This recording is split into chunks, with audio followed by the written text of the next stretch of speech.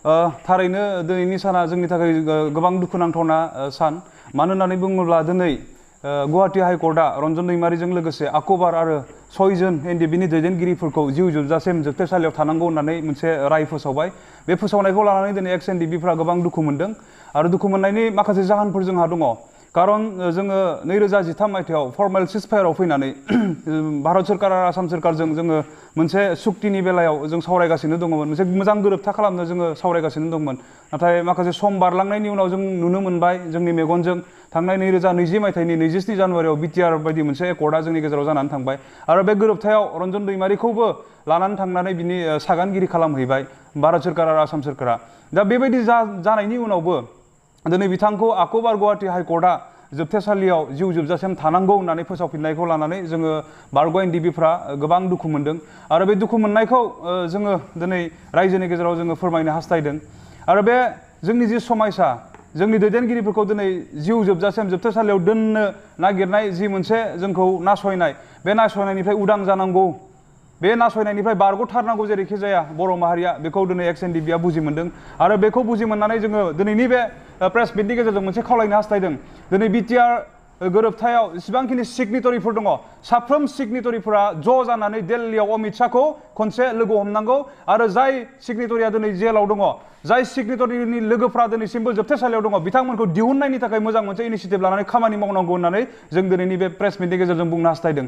जों मोनथिनाय माखासे समफोरनि सिगांनो सासे बिटिआरनि सिगनेटरिया जोंखौ बुंनायमोन जे आङो बिटिसिनि चिफ मानगोनां प्रमद बर' बिथांखौ आङो खावलायबाय जे दिनै जोंनि लोगो सिगनेटरि जाया जोंजों लोगोसे दिल्लीयाव एखेलगे बिटिआरआव साइन खालामफानायमोन, बे बेक्तिया दिनैसिमबो जोबथेसालियाव दङ, बे बेक्तिखौ उदां खालामनो थाखाय जों मोनसे खामानि मावनो हायो। जों गासै सिगनेटरिफोरा ज' जानानै दिल्लीयाव थांनानै अमित शाहखौ जों बुंहैनो हायो नोंथांजों एखेलगे टेबोलाव जिरायनाय 27 जानुवारि 2020आव खालामनाय जोंनि लोगो सिगनेटरिया दिनैबो जेलाव दङ, बिथांखौ नोंथाङा उदां खालामनांगौ एकमात्र सान्तिनि खाथिराव होननानै बे मिहिनेश्वर आदा बिथाङा जोंनो फोरमायदोंमोन। बेबायदि फर्मुलाजों जों खामानि मावनो प्रमद बर' बिथांनो आं आइडिया होदोंमोन, नाथाय दिनैसिम बिथाङा जेबो खालामाखै होननानै जोंनो फोरमायदों।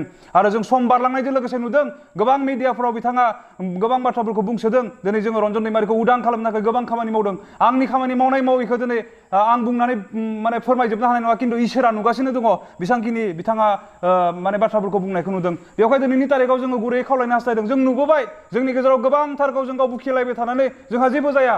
जोङो बुहुमनि गेजेराव जों मोजोमसेल' जों बर'फ्रा, आरो बिनि गेजेरावनो जोङो गावस्रा गावस्रि जाबावोबा गावजों गाव जुदि बुखिलायबाय थायोबा जोंनि समायसाफोरा जोबनाय नङा। दिनै जोंहा जिबायदि पलिटिकेलि क्राइसिस जानो थांगासिनो दङ, जोंनि दैदेनगिरिफोरा दिनै सिगनेसारनि उनावबो माने अयनाय भाबै जेलाव थानांगासिनो दङ, बेबायदि समस्याया जोंनिफ्राय जोबनानै फैनाय नङा। बेवहाय जोङो गुरैयै आखाइ खबजबनानै खावलायदों बिटिआरनि सिगनेटरिफोर दिनै साफ्रोमबो ज' जानांगौ।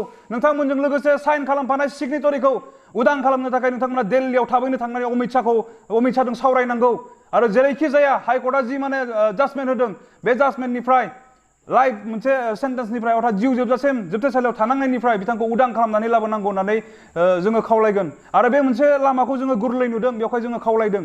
दिनैनि जोङो गोबां बाथ्राफोरखौ जोङो बेजों बे बाथ्रा दान्थेलायबाय थाबा जोंनि समस्याया दिनै जोबनाय नङा। जायफोरा जोबथेसालियाव दङ एनडिबिएसनि गोबां दावहारु लोगोफोर दङ, जोंनि दैदेनगिरिफ्रा दिनै जोबथेसालियाव आरो थाफाफिननांगौ होननानै दिनै जि फोसावजाबाय, बे समस्या दिनै समस्यायैनो थाबाय थागोन। बेवहाय बे समस्याखौ दिनै समाधान खालामनो थाखाय आं अननानै गुरैयै खावलायदों जेसेबांखिनि सिगनेटरि दङ एनडिबिएसनिफ्राय सावरायग्रा सार, इउबिपिअनिफ्राय मिहिनेश्वर आदा, एनडिबिपि प्रग्रेसिभनिफ्राय गबिन्द बसुमतारी सार, धीरेन बर' सार, दुलाराय बर' फरायसा आफादनिफ्राय लरेन्स इस्लारि सार आरो प्रमद बर' बिटिआरनि चिफ, नोंथांमोना साफ्रोमबो ज' जानांगौ, खौसे जानानै थाबैनो नोंथांमोना दिल्लीयाव थांनानै बे जेंनानि सायाव सावरायनानै जोंनि दैदेनगिरिफोरखौ उदां खालामनांगौ। आरो बेखौ जुदि नोंथांमोना सम बारहोयोब्ला, गोबाव खालामोब्ला, जों जिखौ रिकुवेस्ट खालामदों बिनि सायाव जुदि खामानि मावाब्ला बिनि फिथाइखौ खिन्थु नोंथांमोना समजों लोगोसे नुलांबाय थागोन। बेवहाय अननानै खावलायदों दिनै लामाखौ साफ्रोम बर' रायजो राजाफोराबो दिनै नुगासिनो दङ मा लामाजों दिनै गोरलै खामानि मावोबा